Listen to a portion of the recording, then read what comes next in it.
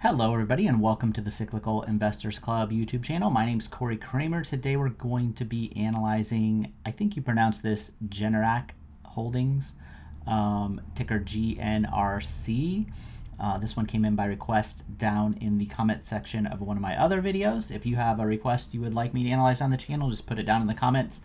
I will get the ticker on the whiteboard behind me and eventually I'll make a video. If it's a stock that's in the S&P 500 like Generac is, I post those on YouTube for free. And if it's not in the S&P 500, I post those on Patreon and in the full Cyclical Investors Club service on Seeking Alpha. And those links will be down in the description. The Patreon's only $5 a month, and if you join there, if you ever decide to join the full Cyclical Investors Club service, you can get a big discount. So as I said, those links will be down there. I also have a 25% off link for Fast Graphs, which is the graphing service I'm going to be using here. It works really well, especially for kind of establishing cyclicality and things, which is what we're going to try to do a bit of here with Generac. And so that affiliate link will be down in the description as well. As always, this isn't individual investing advice. This is just how I analyze stocks. So I always like to start by sharing kind of any history that I have with a stock, because I think that's important. I haven't ever bought this one, but someone did ask me about it at some point during this boom, probably in like 2021. And so I did start tracking it, maybe even a little before. I forget when it joined the S&P 500. I don't think it's been in there too long. So I started tracking it, and basically the first thing I would check when I look at almost any of these, which some people like to point out, is, because I say this every time, is look at the historical earnings patterns and cyclicality, right? So I have this maxed out, and it only goes back to 2011, okay? So we really, for a business, I should probably just talk about, it says electrical components, which is true, but you think like portable generators and things like that. I think they do some solar stuff now as well. So that's kind of what they do. So you think of, it's kind of an industrial stock, but it probably also has a decent retail component to it as well. If you think of like industry, because if you go back and you look at this down cycle here, this took place during what I call like the industrial recession that kind of affected when the fracking boom sort of came off its peak. Really, the industrial part of the U.S. went into like a bit of a recession, even though the rest of the economy is kind of like what's happening now, actually, to some degree, except for oil. And so you can look at some of these industrial stocks, and you'll see that many of them lost 50%, or sometimes even earnings fell 50%. But we didn't have an official, like, full economic, let me get my hands right in the camera here. Everything's backwards. Recession. There we go. Recession. But the industrial area of the economy did. So when I look back, even though I don't have 2008 data, which I'll talk about in a second, I can see that their earnings fell about 40% during what I call the industrial recession. That probably means that when you think of, this is without digging into, like, I went and read what they did, but when you do this a lot, you can kind of infer a lot of things. I'm not always right when I do like these quick analyses, but just knowing what I know, if they were selling just generators into the retail economy, they probably wouldn't have had this sort of earnings decline. So that tells me they're probably selling bigger generators to, if you think of like somebody out in Montana, like a business that's fracking that needs power out in kind of the middle of nowhere, and they need like these big generators probably, I'm going to guess. I didn't actually look it up to see how big all their generators were and everything. But that they were probably had a bit of a boom associated with that. So they doubled their earnings in 2 or 3 years. That coincided with a fracking peak, basically. Not really a peak, but a boom, because I think we're probably producing more now than we were back then. But we came off that, and then other industries that supplied think of all the heavy equipment and everything else, and the steel, and just the logistics, the transportation, all the infrastructure that needed to be built out for these frackers. everything that went around with that was all affected by it, right? So all those different industries, you can see this kind of pattern develop. And so they basically you can tell that they're pretty cyclical when it comes to the industrial part of the economy. If it was just people buying generators at Lowe's and Home Depot, it probably wouldn't have been this bad, right? So that kind of that tips us off a little bit, just a little bit, that they're at least partially, they're not just retail, they're really connected to the industrial economy. Now, we have to do this kind of investigative work because we don't really have recession data from 2008. And in order to know how cyclical this business really is, we need to have that data. So if they had such a good run coming up here that I decided just to keep an eye on them. But it's not something that I would have bought. You really, for cyclicals, you need to have the data. You need to know what their earnings and stock price have done during a real recession, because they can go, I'm not just talking about these guys specifically, industrial cyclicals can go bankrupt much easier than a steady earning business. So, or even just get really damaged and just not recover in a timely manner at all.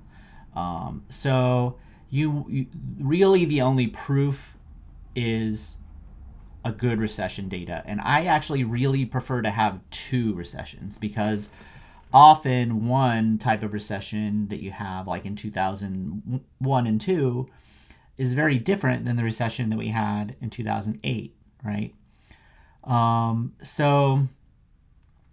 And a company that maybe got by okay in 2001, like a bank, right, did not get by so good in 2008.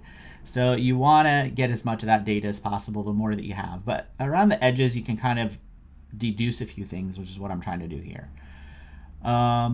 So COVID, we have a big boom from stimulus. So you think one of the things that people might buy or invest in when they have like a bunch of extra money like dumped on them is, extra power. I mean, I don't have a lot of extra power in my emergency power at my place, but I do have some. And I'm just kind of that. Not exactly a prepper, but I don't like to be standing in line for anything in an emergency. I like to just be able to have all the things that I need for a while, to keep me going at home, so I'm not out waiting in line for somebody to help me. So I'm probably a decent, maybe these guys will call me or whatever and try to sell me something, but earnings really did almost double during this time period. Now the stock price just went parabolic and just went totally nuts. So that's a boom. This is just or you could call it a super cycle too. It's probably more of a boom. The difference is a super cycle can just be this slow build over like 20 years, and then it can peak out like this too. Boom happens usually much quicker. So, and this happened in 2 years, so that's more of a boom. And then we have the bust, okay? So when I first got asked about this, I decided to watch it, but I really wasn't ever going to buy it. And I didn't know for sure how cyclical it was. We saw a little bit of it, but we didn't know for sure. And we still don't know where earnings will ultimately bottom after the bust here. So I think this is a big question mark. But I do track it, and I don't track it as a cyclical right now, because we don't know for sure. A bust can happen this is getting kind of complicated categorically wise, but a bust can happen to a company that goes through a boom, even if it's not normally super cyclical, right? So think of like one of these lab companies, right, during COVID. They aren't really cyclical most of the time, but they had a boom because of all the COVID testing, right? And so they're going to have a bust. That's probably not going to ever happen again. So that's like a boom bust. It happens once. Now, boom bust can happen to cyclicals as well, but cyclicals, you really can kind of just tell by the economy, the part of the economy they're in, the credit cycle, that their cycles are going to roughly repeat over time, regardless of any kind of crazy one-time events, right? So right now I'm tracking it just as a normal stock, but because I know that it might be cyclical, and when you run the numbers as a normal just stock, you get if you watch any of my other analysis, you'll know this would be the 10-year CAGR expectation. This is right in line with the market. So you can kind of see that it's basically priced about the same as the rest of the S&P 500. It is not priced as like a cyclical that's going to keep going down. So if it turns out to be like a really deep cyclical business, it will go lower and the market will be wrong about this. But right now, the market's just kind of pricing it just how I priced it, like a kind of normal boom bust type of thing. So when we don't know, first of all, I probably wouldn't buy it, honestly. But if people ask me about it and they want to know about it, I will track it and do my best, which is what I've been doing here. So what I would say is when we don't know how cyclical it's going to be, using something like a technical indicator like momentum, which is what I have right here. So Seeking Alpha has momentum.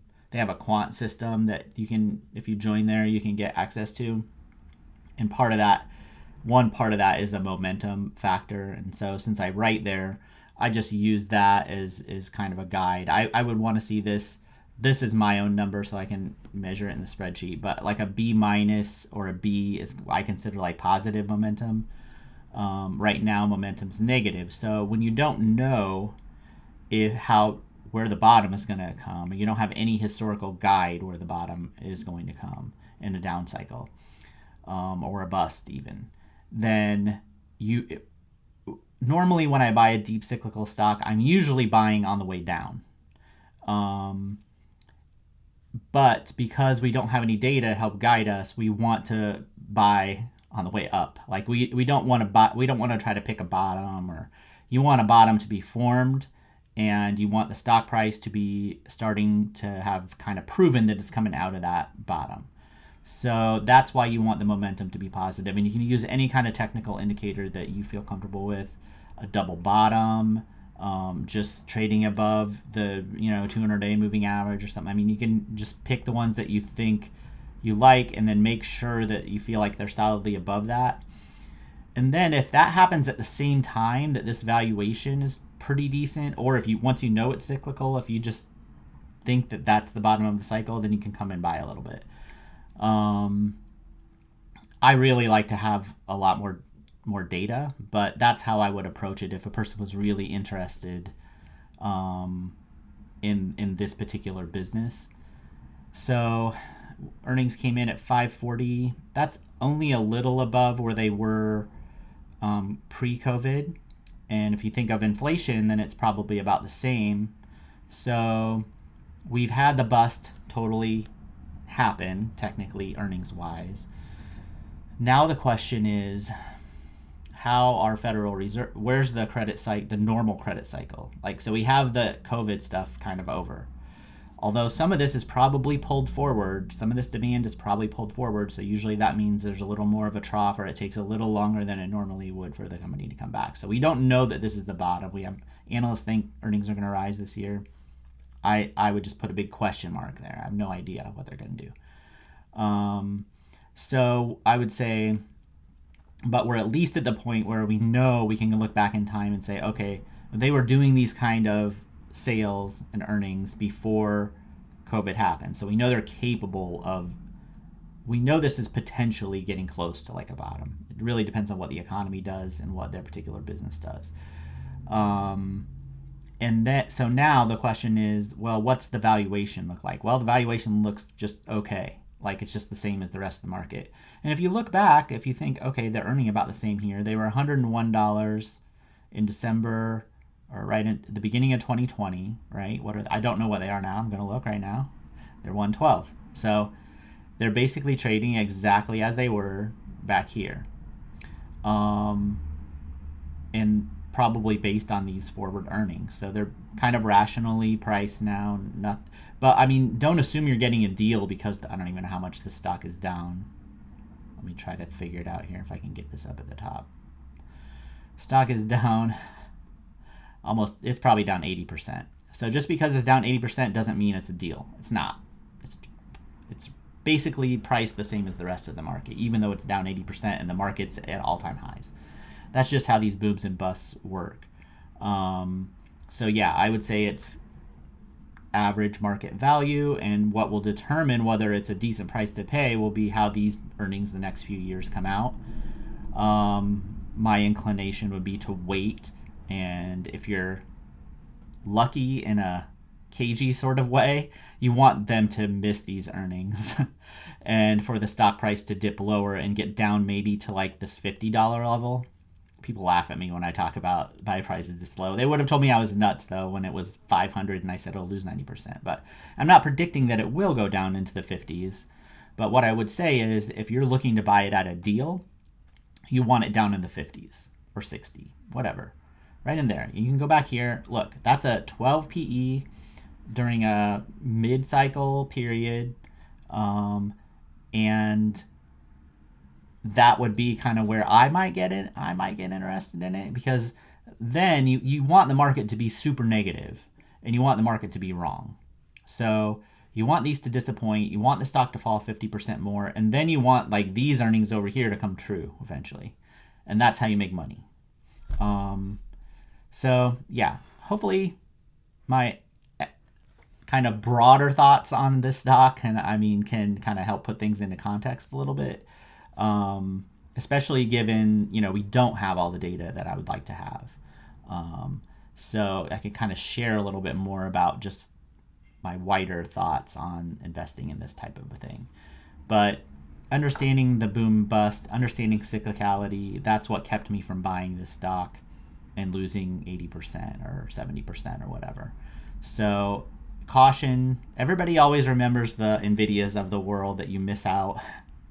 And somebody who said the stock was, a super buy here, and I would have said, well, I don't think so. They would have said, well, I'm up 200%, so you're dumb. But now they're down and they've lost whatever it was. So unless they're very good traders.